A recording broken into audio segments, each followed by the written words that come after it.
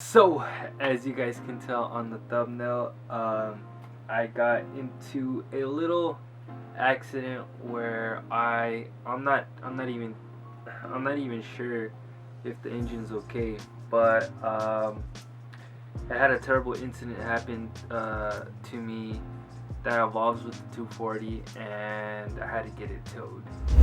So let me tell you guys what the story happened with the 240. Okay, so it was 6 o'clock. I was ready to go home. It was actually my nephew's birthday, so I decided to go to a marketplace to go buy cake for him. I bought the cake, got in my car, and everything was fine. I pulled up to a light and I made a left turn to go straight all the way home because there's a street that takes me directly all the way home. So I noticed that there was a truck in front of me. Now, this type of truck are the people that you see on the street that carry a lot of freaking metal on a small Toyota pickup that's like a 4-cylinder, and I'm just like, hopefully you guys know what I'm talking about. It's just those people that like to carry metal and take them to a recycling place.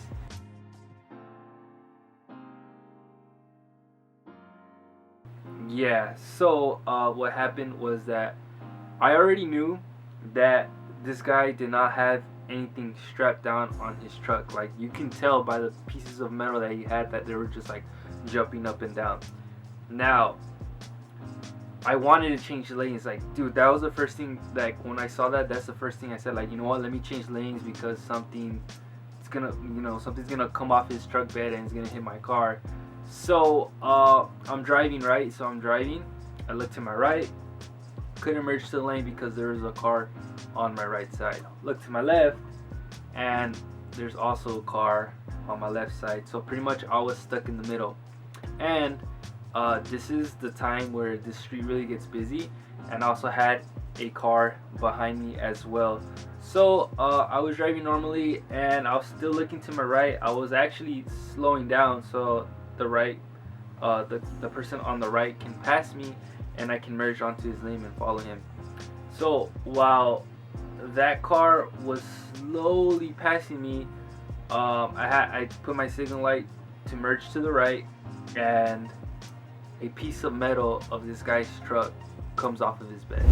Now that my car is low, my car hit that piece of metal, and let me tell you guys, this piece of metal was probably like, I want to say around this big. Like, the outlet was pretty big. So I already knew it by then. Like, dude, I'm screwed. This is gonna go under my car and it's gonna break something. Like, it's gonna break something.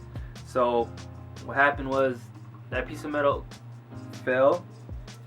Right when I turned back straight, that's when I saw that metal just hit the ground, and I was like, I couldn't do anything pretty much. I couldn't, merge to the right, merge to the left. I didn't want to brake hard because the car behind me was gonna hit the 240, and then pretty much I'm just gonna have to, start all over and find another shell.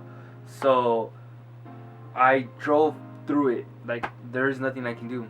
I drove through it, and the car made a loud bang. Once I hit that piece of metal, it just heard a boom, bang, and white smoke was going everywhere, like inside where I was driving, in front of my windshield, and I couldn't catch the guy's license plate. I know what color the truck it was, and I know what type of truck it was. It was I want to say like a 90s Toyota pickup, and it was kind of like a emerald faded forest green color. Yeah, so what happened was that I drove over the metal, and that metal piece like hit my oil pan, and my oil was spilling everywhere. And I wanted to catch the guy so bad because he just took off. Like, he literally took off, and he knew, like, he legit knew that he dropped something, but he took off.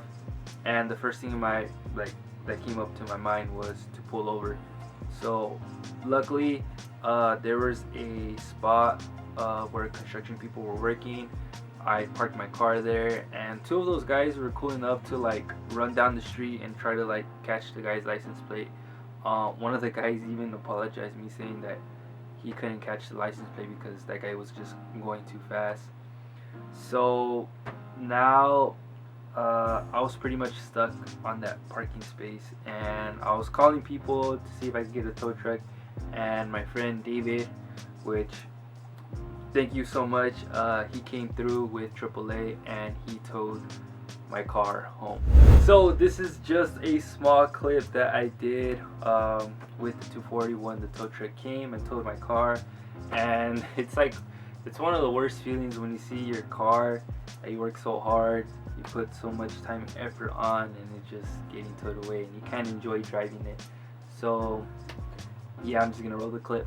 Hey, but I like to fade away. I got these diamonds on me, and these bitches all in my face. And you wanna be a star, and you wanna win the race, but you cannot rock with me, cause I was gone on a chase. Nowadays, I'm too cool for a girlfriend. Nowadays, I don't know when the world spins. Live your life. So, am I mad about the situation? I'm not really mad because I can always fix my car, you know. I can always replace material things.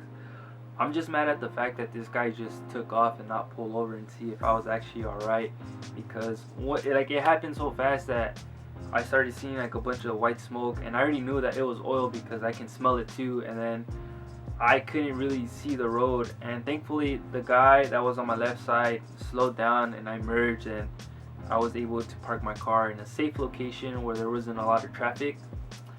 And that's the only thing that I'm really bummed out, was that the guy he really just took off without knowing that he is the one that didn't have things strapped correctly. He also didn't have a flag saying that it's like oversized or anything like that, and he just decided to take off and go on about his day. I don't know the condition of the car yet. I still have to go under and check it out. But hopefully I did not break anything else, just the oil pan, and I do have extra oil pans in my backyard, so I'm not really too bummed about it. I'm just scared that if I put the new oil pan with a new gasket and I start the car, it's not going to be the same how it was when I installed it. Like, I'm just scared of it knocking or being seized. But I know for a fact that I pulled over just in time, because once I pulled over, that's when it started spilling a lot of oil, and I feel bad because I left a big puddle at the spot where I parked. But hopefully I didn't break anything else, just the oil pan, and I'm glad that I didn't break my radiator as well, because that pipe was super big, and the only way it came out my car, since it was low, I hit a curb to pull up to the parking spot. It had like a little dip. That's where I went on the dip, and the pipe broke, and I parked in a safe location. So I am going to show you guys the damage, what it did, on the next video. So thank you all for the guys that were actually messaging me through Instagram and Snapchat saying, yo, what happened? You know, I was just telling you guys what happened. Thanks so much for your guys' support. I really appreciate it, because I was like, I kept thinking like on the parking lot, like, damn dude, like what's next? Like, what do I do? And I'm glad that I have some cool friends that actually helped me out. So shout out to David for hooking me up with the tow truck. And what I'm gonna do is just learn from it.